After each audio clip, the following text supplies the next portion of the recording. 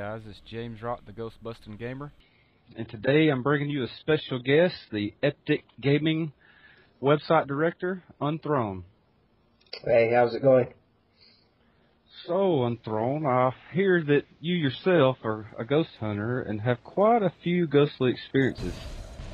Oh yeah, I've got plenty ghostly experiences. It's something that I've been interested in from a very, very young age. And I was talking to you on Twitter earlier on, and we kind of got on the thread of ghost hunting, and we thought, then, right, that's it, we've got to do this commentary for ghost hunting. We have to. Well, I mean, it's surprising me how many people I'm starting to find that actually do it besides myself. Well, so, go ahead. I don't know if a few people are maybe scared to maybe admit that they've had some sort of experience or something, that people might think that, oh yeah, you're full of shit. Well, maybe you can't be. Well, I know, like, in Europe and overseas, it's more accepted than it is here. I mean, here you'll actually have churches run you out of the building for admitting you have a ghost. I don't know about that bit. I mean, do you really? Do people actually, can you not sort of admit that sort of thing over there, or? Not in the Bible Belt South, which is where I'm at. No, you've got the same sort of accent as Tater. You don't happen to know him, do you? Oh, yes. Tater and I used to hunt together. Oh, tell you, I'd love to go hunting with you guys. And I'll buy the jerky. You'll buy the jerky? Yeah. I love jerky.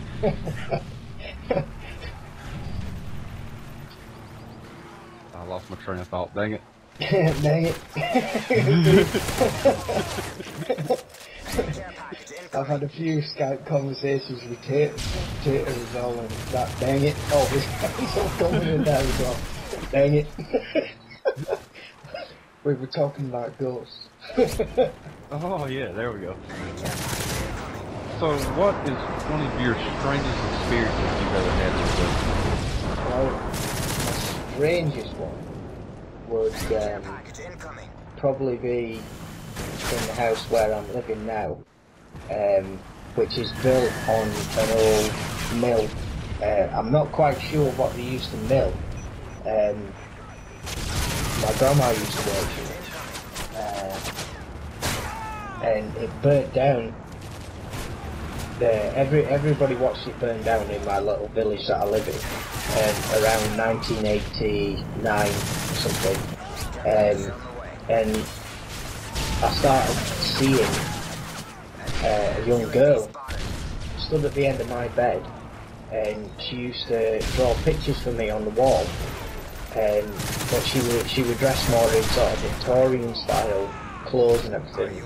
I couldn't really understand it at the time, because, you know, in living memory, the mill had burnt down in 1980 something, 1989 or, which were a bit confusing. But so I did a bit of digging, and it turned out that the mill used to be owned before by family. I can't remember the name offhand. There's a street named after them around where I live, but it burnt down in I think it was 1897 or something. Down in the 1800s anyway. And the guy that owned the mill, his name was John, and his second name will come to me in a second. And his daughter was trapped inside the mill, and her body was never found. And ever since I did this little bit of digging, I hadn't seen the little girl since, which were a bit sort of strange to me, and it kind of freaked my wife out a little bit, because she was kind of wanting to stay awake and see if she saw anything. But yeah, that's probably one of the strangest ones, but it isn't the scariest, but that's the strangest by far. Wow, I mean, that's an amazing account, and do you realize that 90% of ghost reportings are the Victorian dress? Yes, I think it's one of them sort of eras where everybody was so open-minded, and I think that sort of plays on why people see more Victorian ghosts, Victorian and Edwardian sort of things, where I'm sure it's sort of living memory of, you know, open-mindedness, really. Well, that was sort of my thoughts on it too, because you had the big spiritualist movements during the Victorian era, so everybody was a little more open-minded. Well, yeah, they were. But I mean, you can take it as it comes. It's one of them, you know, you either shut your mind off because of the day and age that we live in, and, you know, everybody's kind of forced to have closed minds. It's like what you say. I mean, I'm not saying anything, you know, religiously derogatory or anything, but religion's all about acceptance. You know, it doesn't matter on faith.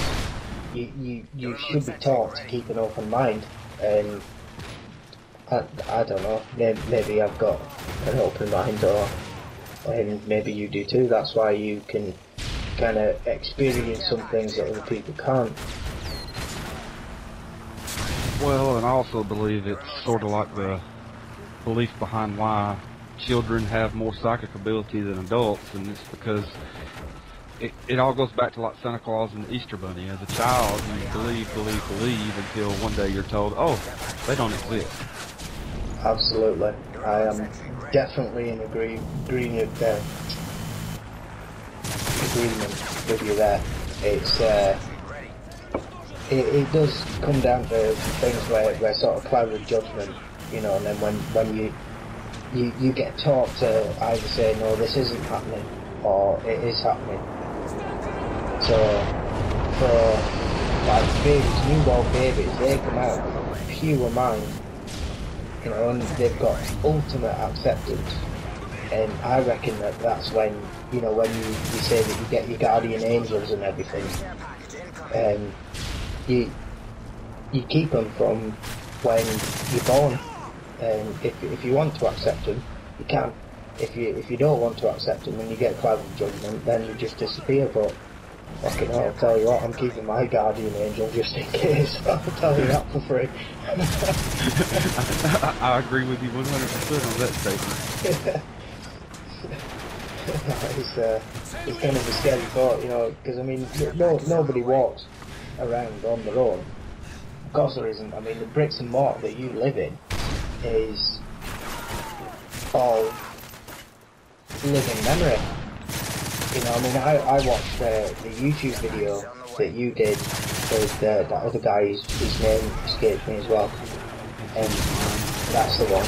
And he was saying about the spirit box. I'd love to get one of them spirit boxes, but he said then that you never investigate your own house. I think we might have said that, actually. Yeah, well, that's one of the things that it's real big in the field. All the supposed experts, of which there are none, claim don't investigate your own house. Yeah. And I don't know exactly why or why not, but I haven't attempted the fates. Have you been doing the Ouija boards and? No, I've never played with a Ouija board. No, I'd never go anywhere near one of them, ever. Well, my thing is, yes, it's created by Parker Brothers, but I believe it's the intent of the user. Yeah. I mean, if you're out to establish contact, something could use it to contact you. Well, exactly. I mean, this is what it goes into open-mindedness. You know, it's something that could be good or bad. If you believe in that sort of thing, if you go in with an open mind and thinking, well, you know, something like an Ouija board, it could be theoretically a gateway for something good or bad to come and get you. You know, because I mean, all these ghost stories and shit, they don't just come from nowhere. Well, that's my thing too. Millions of people did not invent a story based around a Ouija board. No, that's it. I mean, you get all these people reading your palms and stuff, and they say that they can. I went to. It's kind of a funny story, but not funny in a way. I went to a palmist, and it were an old sort of gypsy lady, and I thought, well, I'm not gonna freaking go in there taking a piss because she'll put a curse on me, and then that's it. It's drag me to hell all over again. You know, I'm not doing that. So anyway, she says, hold your palm out to me, and I held my palm out, and she says, oh, your lifeline's broken. And I says, well, what's that supposed to mean? And she says, well, you're going to live for a long time, but you've lived here before.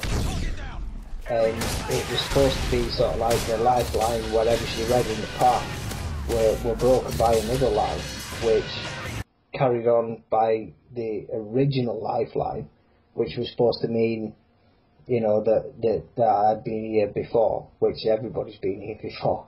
And then I said to her, in all seriousness, I says, well, have you seen my gorilla's finger?